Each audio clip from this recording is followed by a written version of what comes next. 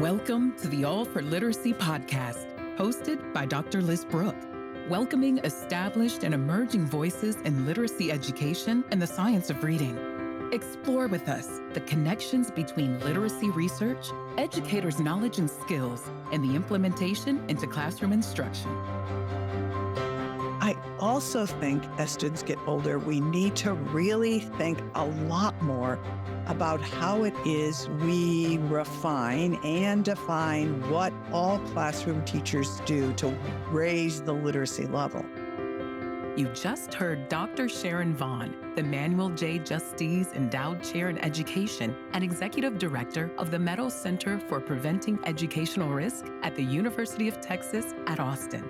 Today, Dr. Sharon Vaughn and Dr. Jeanne Wanzek join Dr. Liz Brooke to discuss educators' challenges in adolescent literacy and what effective intervention could look like. Here's your host, Liz Brooke. Thanks, everyone, for joining us today as we kickstart a new effort, new season for All for Literacy podcast.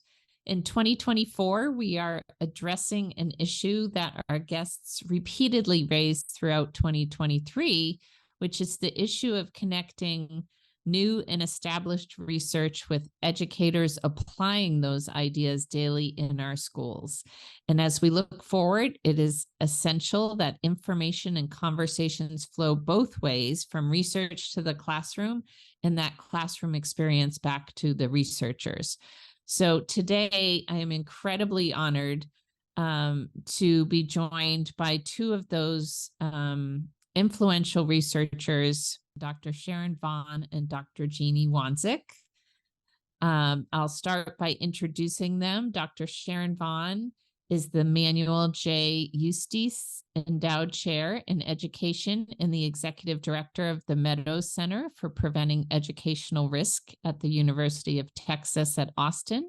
She's currently the principal investigator or co-PI investigator on several Institute for Education Sciences, National Institute for Child Health and Human Development, and U.S. Department of Ed research grants, investigating effective interventions for students with reading difficulties and students who are English language learners. And Dr. Jeanne Wanzek is a professor and Curry Ingram Endowed Chair in the Department of Special Education at Peabody College of Vanderbilt University. Her research focuses on effective reading instruction and intervention for students with reading difficulties and disabilities. And prior to receiving her doctorate, Dr. Wanzek worked as a special educator and an elementary school teacher.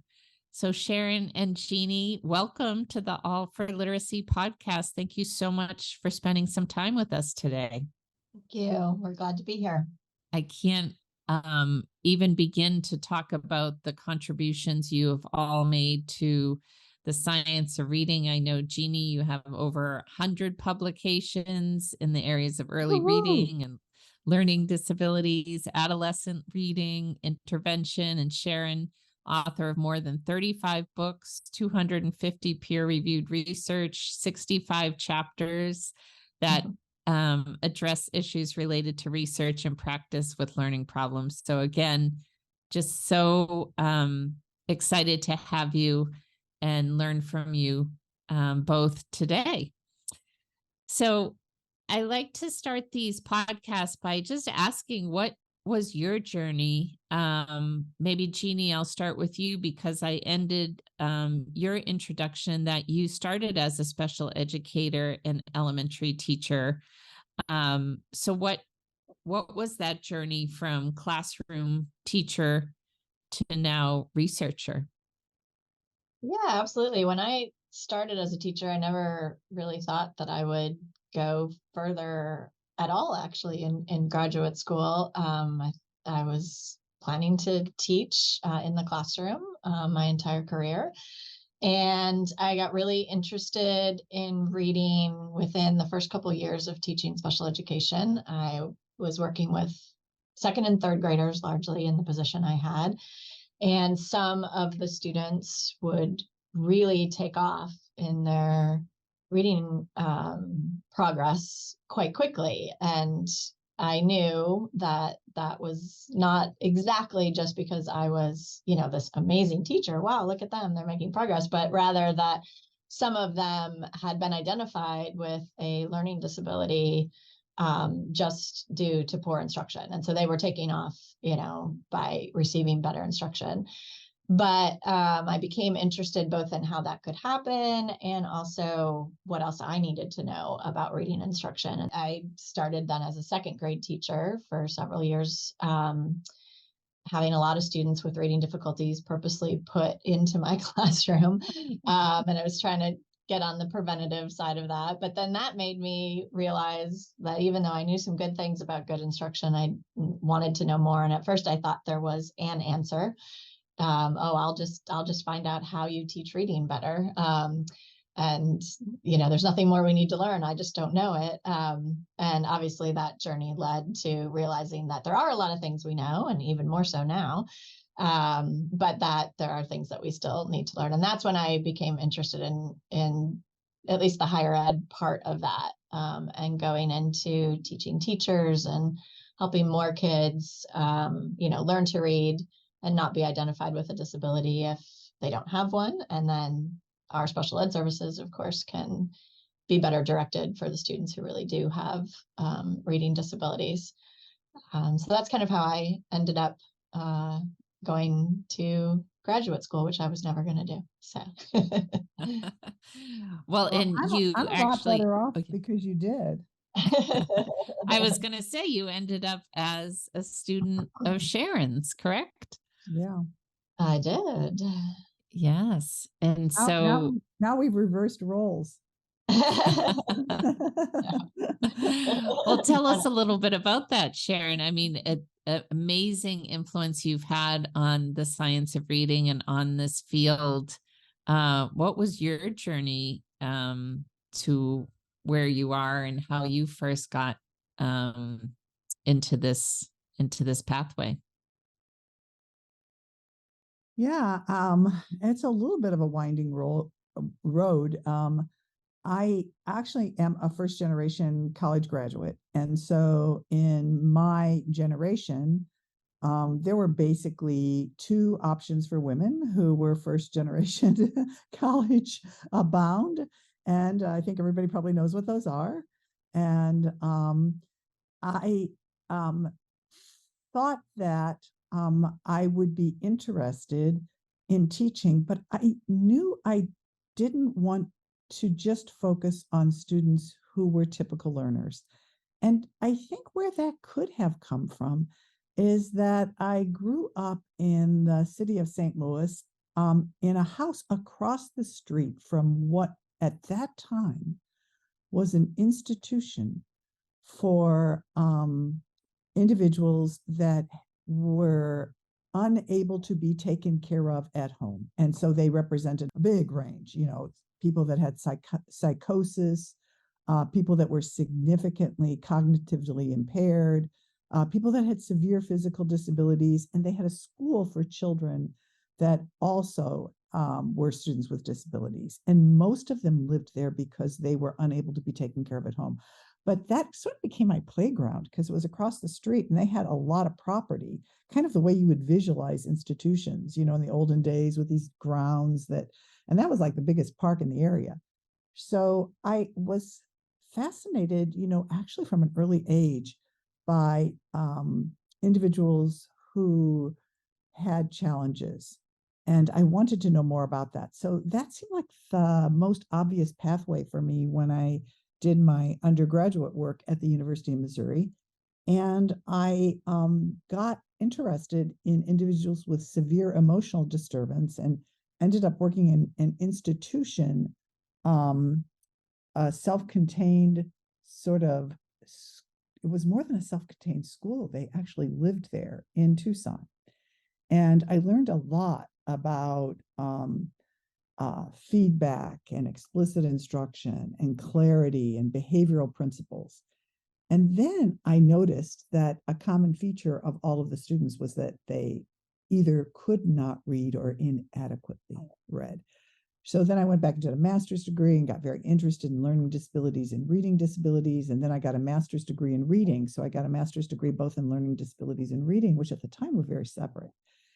And I thought I was finished, like Jeannie, that's all the education I need. I now know everything. And I continued teaching, and I realized I knew something, but I was pretty motivated to try to also improve what it is that other teachers knew about these topics.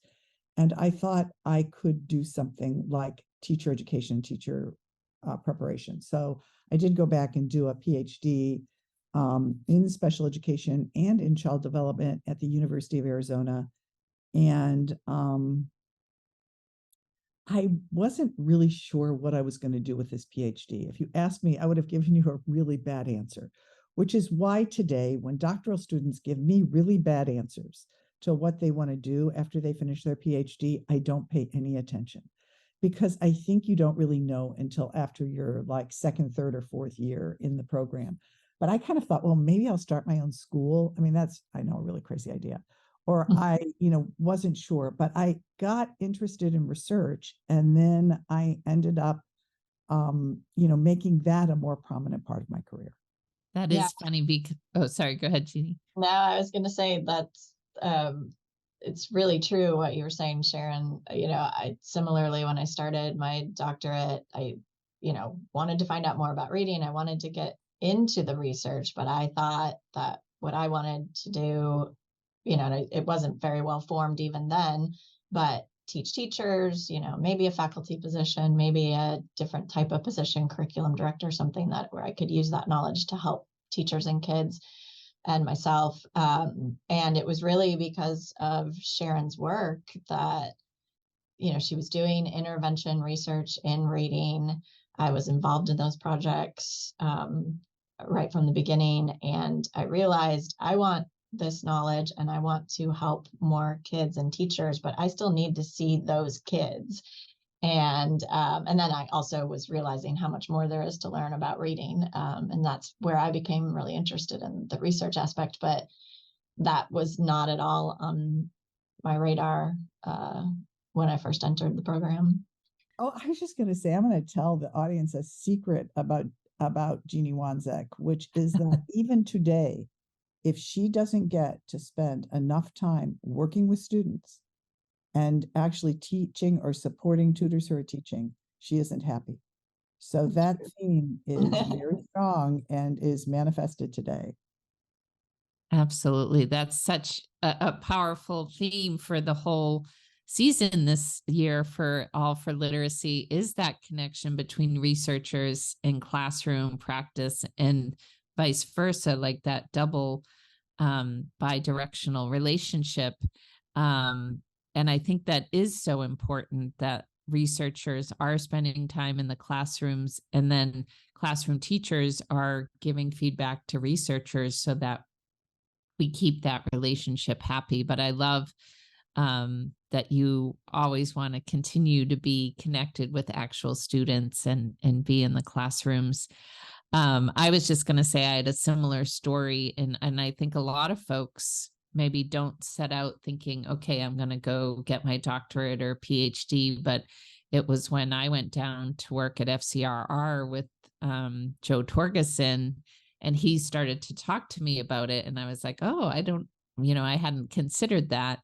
I had gotten my master's in speech and language and thought again, okay, that's it. But anyway, so that's interesting. And I just want to, before we move on to some of the stories about your current research, I guess you said, Sharon, now the roles are reversed, and talking about learning from Jeanne, and just, can you talk about the relationship of mentor and mentee and how you guys have done so much great work over the years, and just how that relationship has been sustained well beyond Jeanne as your student? Yeah, I appreciate that question. And, it's not an easy one to describe because, admiration and appreciation for people evolves over time. And it certainly has, to the point where there are just so many examples of what she knows and can, and how she thinks, that improve what I know and what I think. And I I know that there is a really important part of transitioning from mentor to collaborator. And it occurred actually pretty quickly and seamlessly. And I feel pretty comfortable saying without any conversation. So I really don't know when, but it was pretty fast, as you could imagine, Liz, knowing Jeannie, because she's so capable and so thoughtful. And you don't really kind of think of her as someone who is acquiring information from you. You think of her always as someone who's exchanging it. And I remember so many times when she would ask me a question that I sort of half knew the answer to, and probably gave her a half answer. And Jeannie would not go away. I mean, everyone else, I would give them these half-baked answers and they would be somewhat satisfied. She would come back and ask me again. So I would actually have to learn something about what I was responding in more detail, so that both of us could co-develop knowledge around that question. I can come up with one very specifically that I remember, and she probably remembers it too, but it has to do with calculating effect sizes and not considering pretest differences. That question may have come to me like 3 times. I got a better answer, and I think she was satisfied, but I learned at the same time. Oh, that's wonderful. Yeah, Jeannie, go ahead. No, I was going to say, I appreciate that, and I hope that there's even an inkling of something that Sharon could have learned from me. I do think we collaborate well together, but it's still the case that, speaking of working with kids, we have an after school reading project going on right now, and I was just in one of those sites a couple days ago, and every time that I am working with kids, especially with a teacher who's also working with kids, so that was the case here where we were kind of working together and helping out, Sharon always pops into my mind, because when she walks into a room with kids, it is energetic, it is a light. I mean, the kids just really respond to her, teachers respond to her as well. And I don't know that I have that same energy. And I always think to myself, okay, what would Sharon do? What should I be doing right now that would make this, even better than what I'm currently doing? But I think we also have worked well together over the years, as many collaborations do when you have different puzzle pieces. And I do tend to focus a little bit on details, and that might frustrate Sharon at some points, and she is very big picture, more so than I could ever be, and that really helps me as well. So no, that's a great point, is that building on each other's strengths, right? And finding that whole picture, from big picture all the way down to details. So I love to hear that relationship. And I think for folks out there thinking about pursuing a graduate degree, right? To your point, Sharon, you don't necessarily need to know what you're going to do with it, or it may change based on your major professor's research or whatnot. And then you build these relationships, and they do sustain. As you alluded to, Sharon, I did have the opportunity and the privilege to work with Jeannie. We overlapped when I was at FCRR. So I do know what an incredible hard worker, and just learned so much when I had that time with her as well. So, and today's topic, I would love to dive in. I mean, with the two of you, we could talk about any topic possible, which I do want to hear about the areas of your research that you want to highlight. I think that one question I wanted to start with was, with all of the focus right now on the science of reading and legislation being passed, most of it is focusing on the elementary ages. And not as much attention is being paid to adolescent literacy.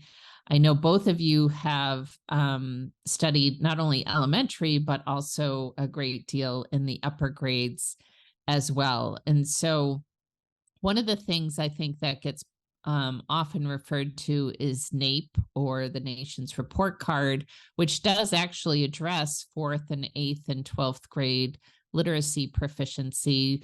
We know that those numbers have been pretty static, around 32, 33% reading proficiently. So as we think about adolescent literacy and think about those results, can you talk about how you might interpret for both educators and parents, takeaways from those NAEP results, and or what you're seeing from your research as it relates to those upper grades, 4th and above? Well, I'll start. I do think through the various aspects of research and implementation that certainly things grow, obviously, from elementary to higher. So I think as we're seeing more attention paid to science of reading, it's not surprising that is, growing from elementary and up. And we know the most about some areas of reading for kids who are learning to read. And so those early elementary grades. So that, that certainly makes sense. And that foundation is incredibly important as we think about even kids with reading disabilities in the older grades, because what they receive early on, both in their core instruction as well as any interventions that they receive in their special education, is that in and of itself is going to make a huge difference in what their needs are in 6th, 7th, 8th, or even high school. But there are for sure students who still need those interventions, even with very good instruction early on. Students who have reading disabilities are going to need those interventions. And of course, we see students with reading difficulties in the upper grades who either didn't have that good foundation or started to struggle, a little bit later on with the more complex types of text. We do know that we can intervene and we can provide good instruction both in those still core classrooms, in middle school, as well as in supplemental interventions that can make a difference in these kids' reading and also their lives as a result. And Sharon particularly has done some incredible work showing that it may take more time. It may take more intensive interventions. It may take alignment with, core classroom instruction, also embedding some of these practices. But we see really great progress, and I'll let Sharon talk a little bit more about that in those areas. Yeah, that would be, sorry, just one of the questions we often get is it too late, right, for these students? And so maybe Sharon, you can speak to, whether it's the intensity or the type of intervention, but love to hear your thoughts. Yeah, thank you. So there's a couple of thoughts I have. One is that Jeanne and myself and many others, you as well, Liz, we're sort of at the forefront of wanting to be sure we defined and refined interventions in a way that were responsive to the needs of students who had not acquired proficiency by 2nd or 3rd grade. And we really pushed in on these interventions, and we've learned a great deal. We've learned a great deal about the fact that you need multiple components. We sort of talk a lot about the science of reading being the big 5, phonemic awareness, phonics, fluency, vocabulary, and comprehension. But we've also learned, hey, what about spelling and writing? Maybe we got a big 7 here. And so, we've really sort of broadened our view on what these interventions need to look like, how long they need to last. And Jeanne and myself, as well as others, have also started thinking about, are there other components that need to be integrated within these interventions to improve their power? So as students get older, Are there issues related to anxiety that we might sort of have some anxiety management woven in? Jeannie's really thought a lot about mindset and whether that might be something we need to think about as we design interventions. We also have issues related to attention, memory, self-regulation, all of these as sort of the executive functioning and how we might need to be more responsive, not so much teaching them. Like, I don't want the audience to hear memory training, or I don't want the audience to hear self-regulation training and isolation. I want the audience to hear, how do we think about these self-regulation practices in ways that will allow us to build interventions by weaving what we know about them into the way in which we design interventions. So I think that's really particularly important as students get older. I also think as students get older, we need to really think a lot more about how it is we refine and define what all classroom teachers do to raise the literacy level. So rather than thinking, oh my gosh, what does the 40 or 50-minute intervention each day look like? In addition, not instead of, what does every social studies, science, English language arts, mathematics teacher need to do every day so that literacy enhancements are built in to this content learning? And I think we know some things about that, and we can do a lot better with that.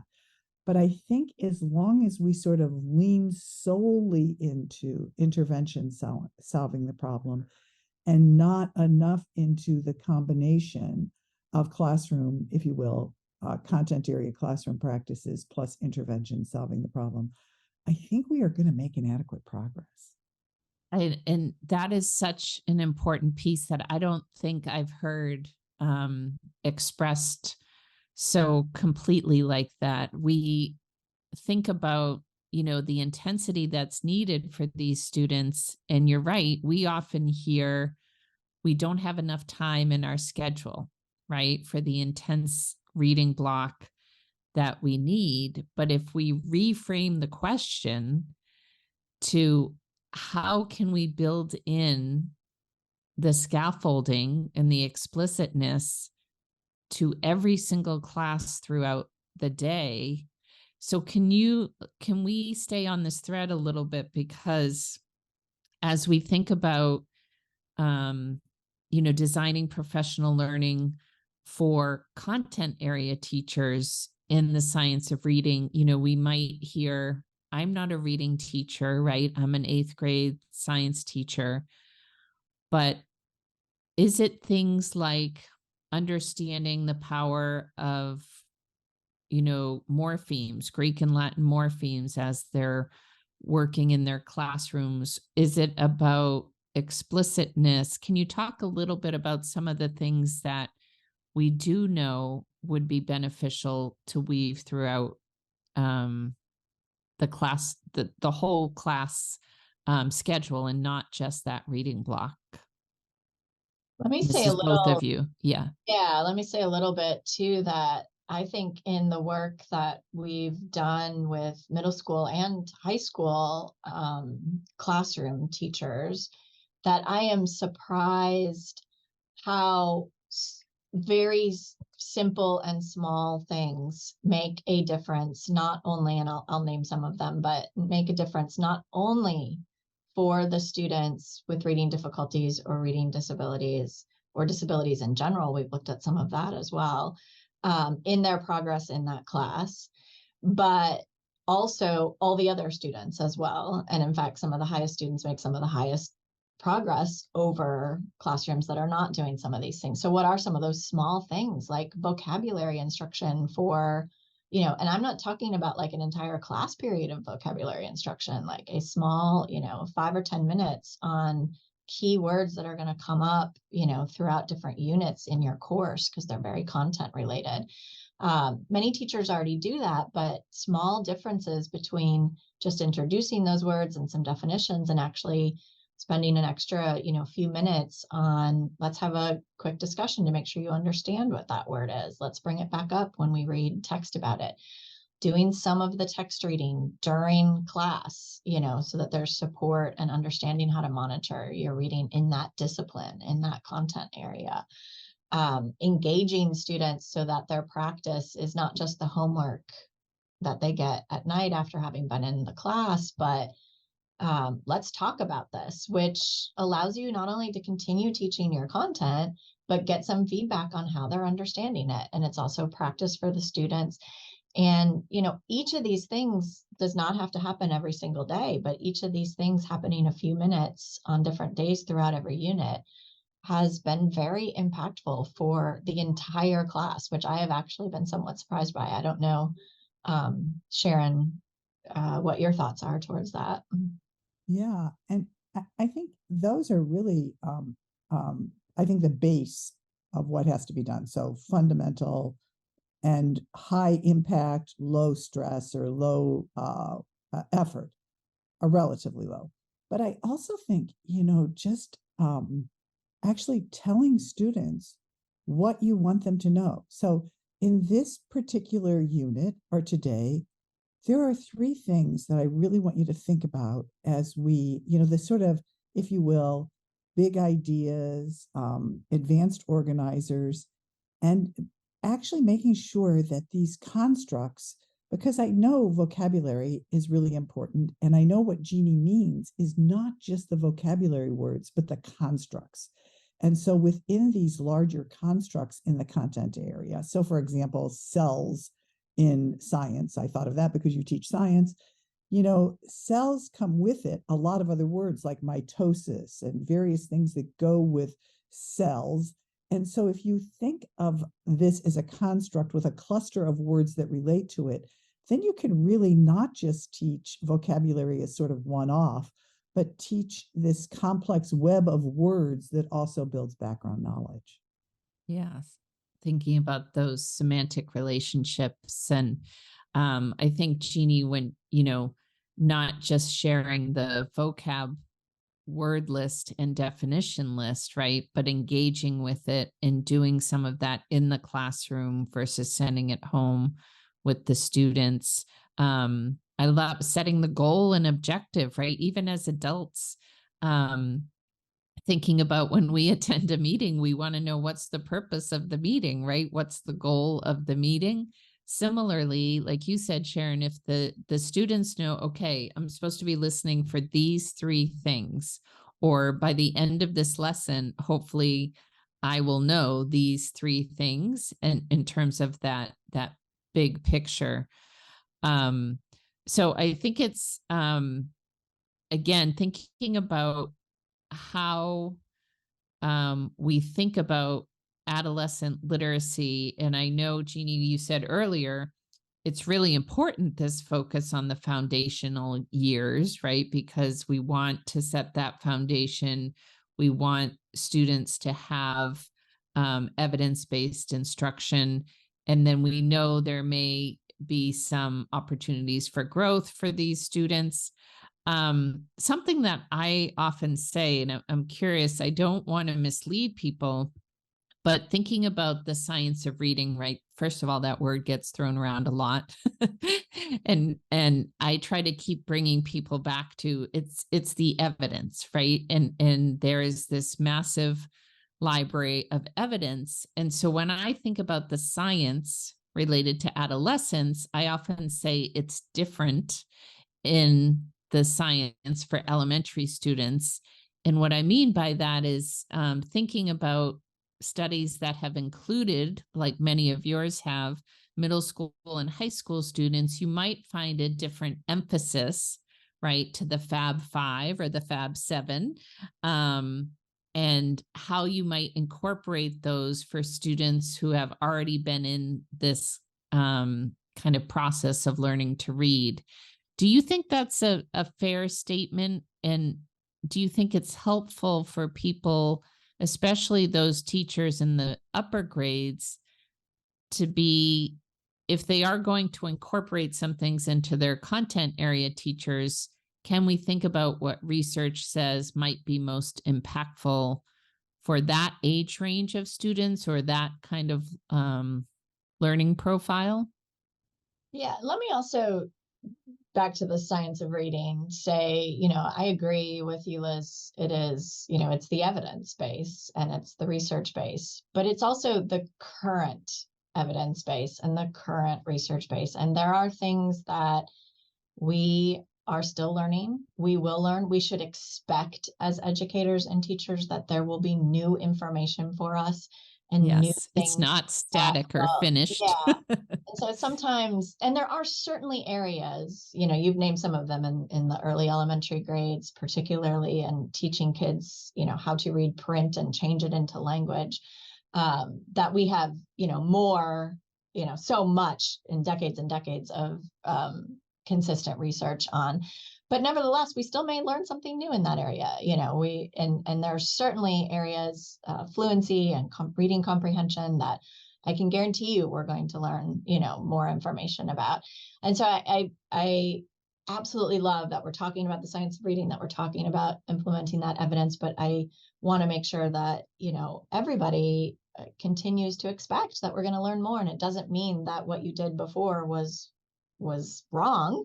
We have learned some additional things, and let's put that, into our instruction.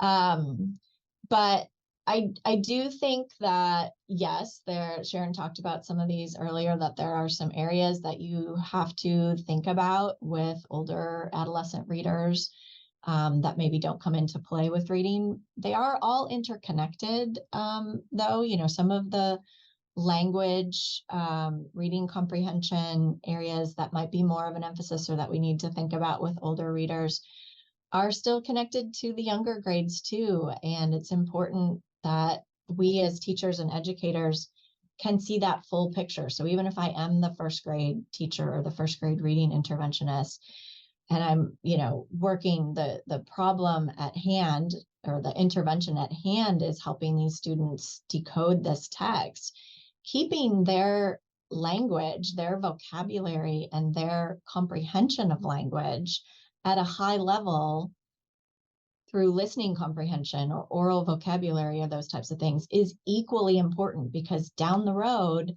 we want that still at a high level. You don't wait till 7th grade to say, oh, okay, they have low language, let's start, to fixing this. And maybe that happened because they couldn't read, the more complex text until later in their life.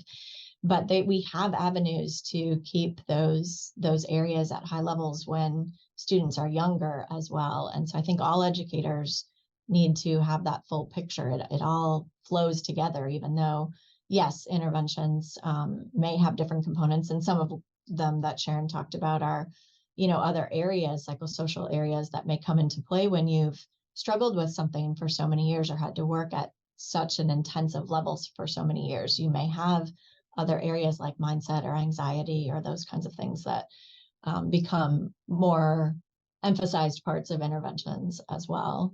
But I'm curious what you would also say, Sharon. Yeah, the nice thing about the words science of reading is that it trips for all of us a bunch of stuff we want to say. Like I go, okay, this is what the science of reading is not. And this, it really pushes me to want to do a lot of clarification. And so one of the things that it makes me want to say is, the science of reading is being touted as being indicative of like how much you teach in terms of phonics or phonemic awareness. And there's this sort of notion that every single student needs the same amount, and it's a lot. And actually, what we know is that there's really a lot of variation in how much phonemic awareness students need in order to access, because that's what it does. It allows them to access the various other components of reading. And for some students, they acquire phonemic awareness and put it to work in terms of phonics and word reading really quickly, like a couple of hours distributed over, of course, many lessons. Now, some students need more, but to think that the science of reading means that all students need the same amount every day is really, to me, like a scary idea. And I think we're close in some places to prescribing what these components should look like for all learners. And the science of reading is clear on this. Customization is important as we think about learners and their needs. So I just kind of want to push in on that. Especially, Jeannie, I taught in general ed classrooms. You taught in general ed classrooms. I mean, if there's one place where one size doesn't fit all, it's the general ed classroom as well as the special ed classroom. I also taught in the special education. But I think we have this idea that we can prescribe this. And so I had to really lean in on that. And I think it's not that different for older learners. So what we know is we have this idea that once students get into fourth or fifth grade, that they already have acquired, for example, all that they need to know about the system of our language. Some people call it phonics, but it's really a system that helps us access words, difficult words.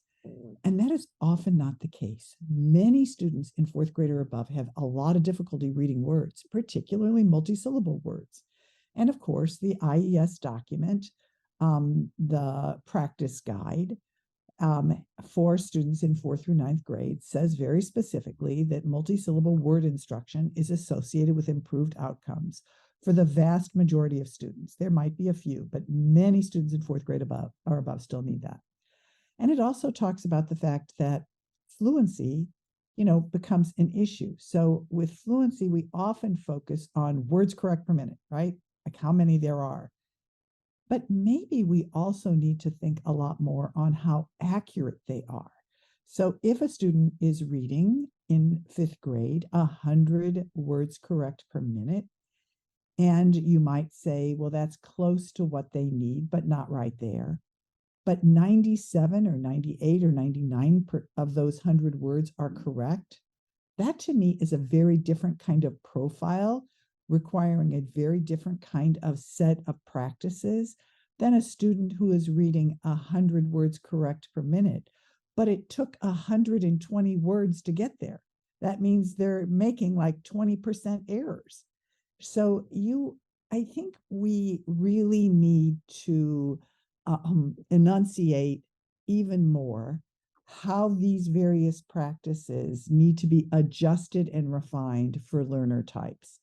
And that these learner types continue up into, past 3rd grade, let's say. But again, I want to say that research is pretty clear, 70% of weak readers in 4th grade or above need word study. It's not 5%.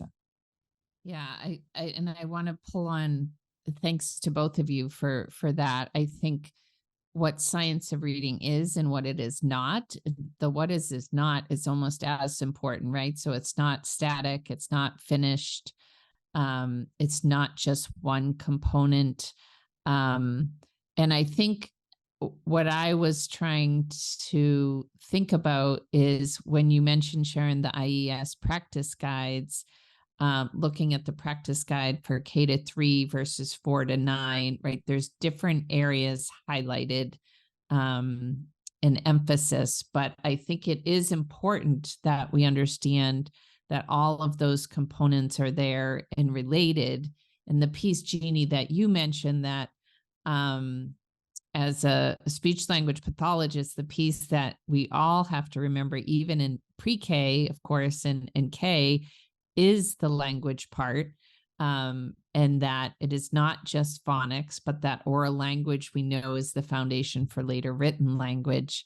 So I think a lot of key points there, and one size does not fit all, right? That we have to differentiate, customize. When I was teaching 1st grade, we had no public kindergarten. So I had some kids coming in reading on 3rd grade level who had been at a private school. Some kids, this was their first actual school experience. So to your point, Sharon, when you're in a general ed classroom, even in the special ed, but as that general ed teacher, you are dealing with profiles that span a large spectrum, and you can't assume they all need the same amount. Even as you're thinking about, right, their profiles, even at a high level, if we were using, the word recognition, the language comp type of framework. So those are really important ideas that you've both highlighted. And Jeannie, did you want to follow up on something there that Sharon said? No, I was just going to say, if you have a child in first, second, third grade who is below grade level in their reading, but has a very high vocabulary or a high language comprehension, or even on grade level in terms of those areas. So, that continues to be worked on, and they continue to have that.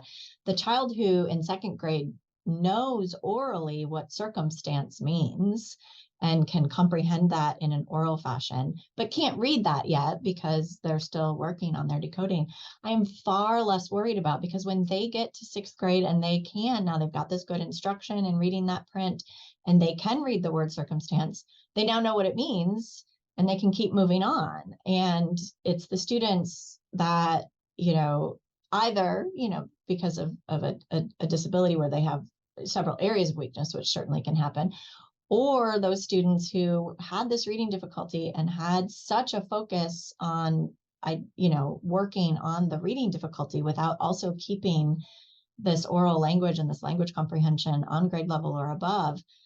We still have to work on that. It's those students that when they get to seventh grade, okay, now I can teach them how to read circumstance. And now I've got another issue. They don't know what circumstance means.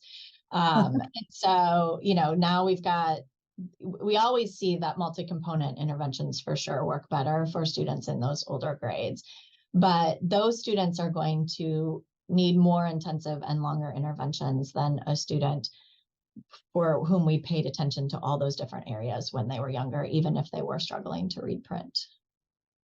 Yeah. And Jeannie, I want to do a shout out here to Christy Austin, because it relates to your point about students who have to both learn how to read the word circumstance and then learn the meaning of it. In her study, which I found this so interesting, is that if you know the meaning of the word and you don't know how to read it, you can decode it with more facility, because when you start to get a word like circumstance, you have a knowledge in your head to link it to, so it becomes a word. But otherwise, if I don't have wordness around circumstance in my head, then as I start to decode it, it still sounds like gibberish. Well, and because multisyllabic words always have a stress as well that's not in print. You only know where the stress of the syllable comes largely from your oral language. And so you kind of, when you do multisyllabic words, you kind of come up with the word, and then you have to make it into a real word. Well, the only way you can make it into a real word is your oral language knows what that word is. Yeah. Absolutely. And so, the idea of decoding and teaching the code or the structure, and always attaching meaning and making sure that, we are keeping the language connected as well. And I want to ask Sharon about, you mentioned earlier in terms of, the general ed classroom, and, there's been a lot of research around intervention. Can you talk a little bit about Tier 1 instruction and how your work in that area, whether recent work or in the past, and kind of your thoughts around that importance of Tier 1 instruction? That's a little bit what we were talking about before with our work, some of which has been with social studies teachers, embedding.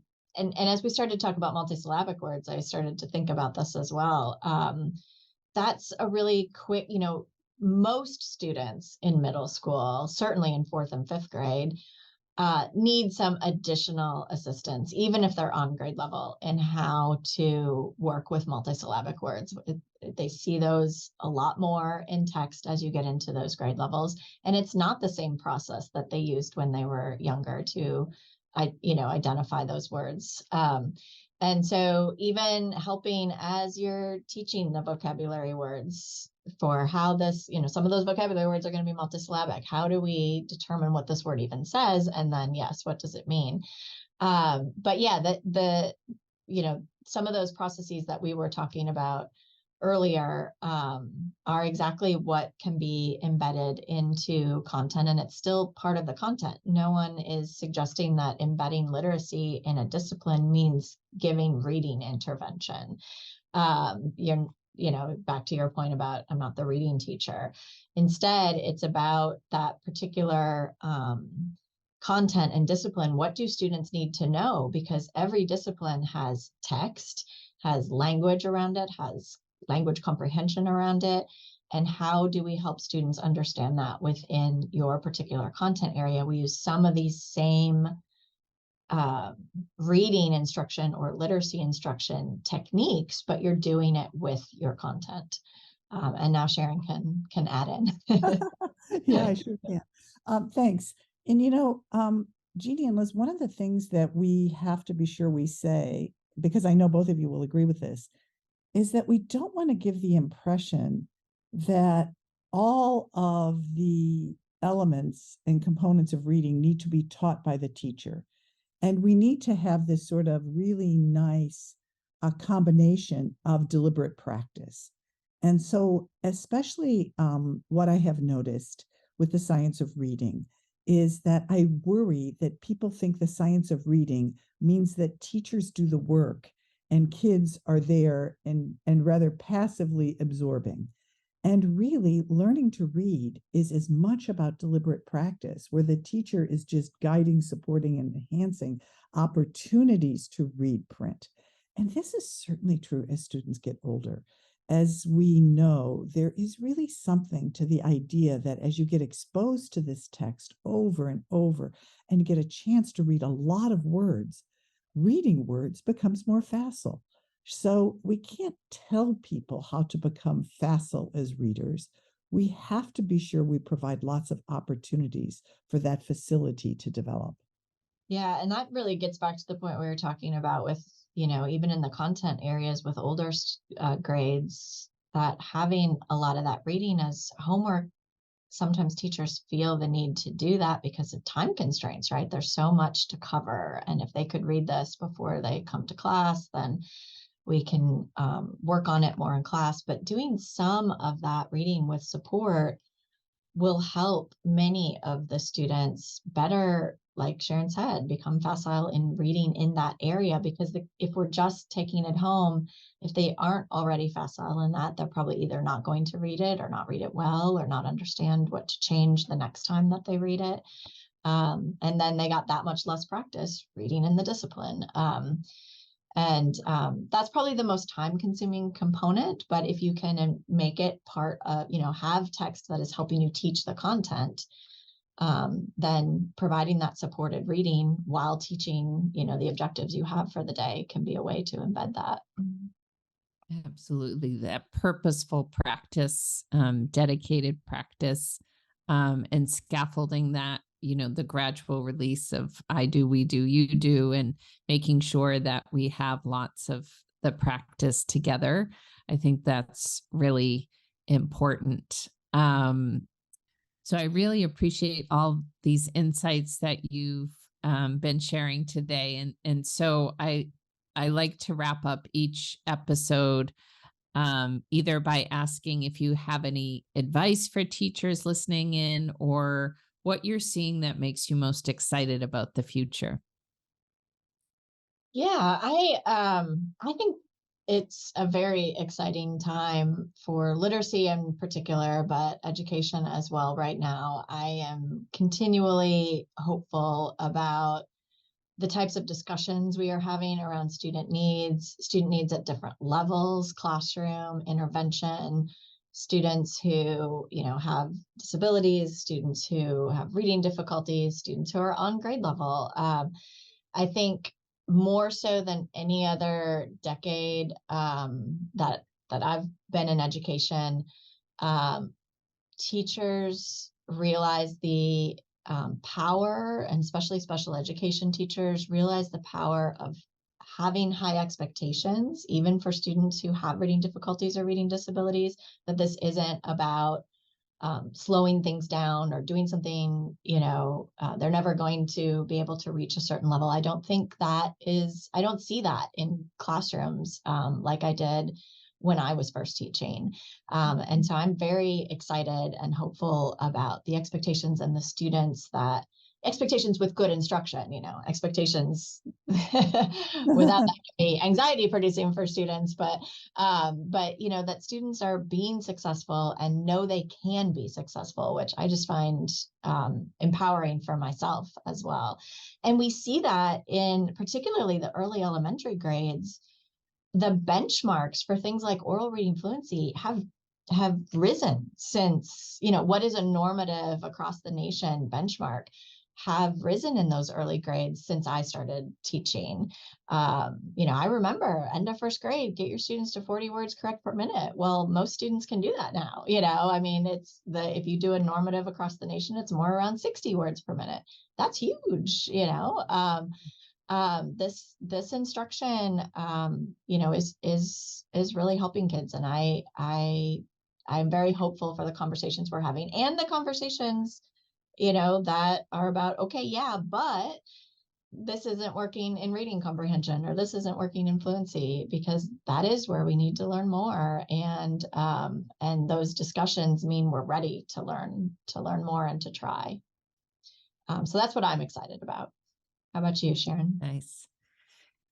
Oh boy, it's so nice to be thinking about what I'm excited about, because I feel like I spend most of my day, thinking about problems and challenges, especially, workforce challenges, because this really has been a difficult few years. And I think we have at least a few more years where it appears as though the entire education system is burdened in ways I don't remember it being. So I'm not sure I can articulate all of those burdens, but it just feels sort of heavier and harder to get this sort of, what are you excited about?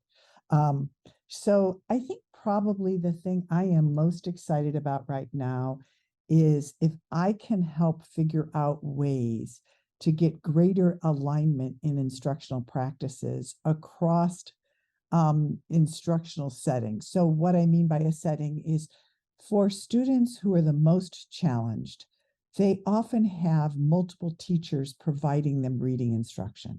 And so they may have someone that we think of as a special ed teacher or a reading intervention teacher. And what I have observed is they are often using approaches that are not well aligned with what's going on in the classroom. And so the students are learning, for example, phonics rules about vowel teams in their intervention class or intervention group. And then in their classroom, they're learning vowel digraphs, or they're learning prefixes. They're not learning anything that resembles. So the opportunities to practice and integrate what you're learning are reduced. And I think we can do better than that. And I think not just in terms of word reading, in terms of comprehension. So why would we teach different comprehension practices to the neediest readers in their core classroom that are different from the ones we teach in intervention? So we give them this sort of extra burden of having to do double the work. So I'm really working on thinking about what happens when these practices are integrated, and what kinds of benefits you get for students who are weaker readers. Yes, it's so true. Even if the concepts are the same, they might have different labels, but as often as you mentioned, they're even teaching different concepts or different strategies. So it's adding to that cognitive load of the already heavy burden of learning to read. So I love that. And again, the other question, just if there was any other research that you wanted to share or that you're most excited about that we didn't talk about, I wanted to give you an opportunity to do that as well. I would only say that back to an earlier question related to, is it too late? I think we have the research, from fourth grade and up to show no. There are lots of great practices.